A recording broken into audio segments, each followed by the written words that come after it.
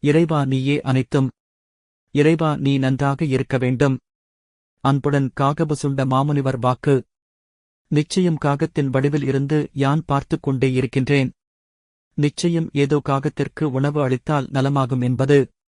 நிச்சயம் அன்போடே நிச்சயம் கொடுக்க வேண்டும். அவை அப்படி கொடுப்பதே இல்லையே.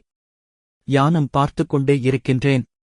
சில கர்மாக்களைப் பின் எடுத்து விடுவோம் என்று. நிச்சயம் பின் மனதில் எதையோ நினைத்துக் கொண்டு கொடுப்பான். இப்படி கொடுப்பது இதுவும் வீண் என்று. பின் இவ்வாறு இருக்க எவ்வாறு? நிச்சயம் மனிதனின் பின் குணநலன்கள் சரியில்லை. சரியில்லை. வணக்கம் அடியவர்களே.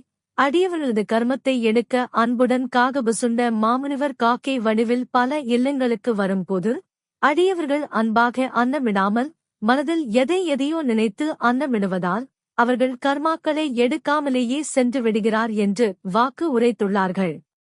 எனவே அடியவர்கள் காகத்திற்கு அன்னம் இடும் பொழுது மனதார அன்புடன் ஜீவராசிகளை தங்கள் குழந்தை போல அன்பு செலுத்தி அன்னம் இடுங்கள். இறைவன் அருளால் காகபசுண்ட மாமுனிவர் காக்கை வடிவில் வரும் பொழுது கர்மங்களை நீக்குவார். ஆனால் இப்படி கர்மத்தை நீக்குவார் என்று எண்ணாமல் உள் அன்புடன் உங்கள் இல்லங்களில் ஜீவராசிகளுக்கு அன்னம் இடுங்கள். புண்ணிய சேவைகளை அதிகப்படுத்துங்கள். ஜீவராசிகளுக்கு அவசியம் நீர் அளியுங்கள்.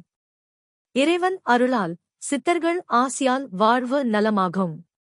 நீங்கள் செய்யும் புண்ணியங்களே உங்களைக் காக்கும். ஓம் அன்னை ஸ்ரீ லோபாமுத்ரா உடனுரை தந்தை அகத்திய மாமுனிவர் திருவடிகளில் சமர்ப்பணம்.